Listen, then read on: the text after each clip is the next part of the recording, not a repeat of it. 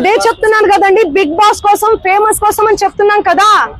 ఆయన కేవలం ఫేమస్ అవ్వాలి, ఫేమస్ అయ్యే దానికోసమే ఇదంతా చేస్తున్నాడు. ఆయన మాటలు మీరు చూడండి. నెక్స్ట్ ఇయర్ బిగ్ బాస్ వస్తే నేను వెళ్తాను, శ్రీముఖి అంటే నాకు క్రష్, నాతో మాట్లాడేటప్పుడు కూడా మీతో ఫ్రెండ్షిప్ చేసుకుందామంటే మీరేంది ఆరోగెంట్ గా మాట్లాడుతున్నారంటే, అవును కేసు పెడతాము అంటే ఆరోగెంట్ గా మాట్లాడకుండా ఎందుకు మాట్లాడతారండి? నేను తప్పు చేయను దాన్ని.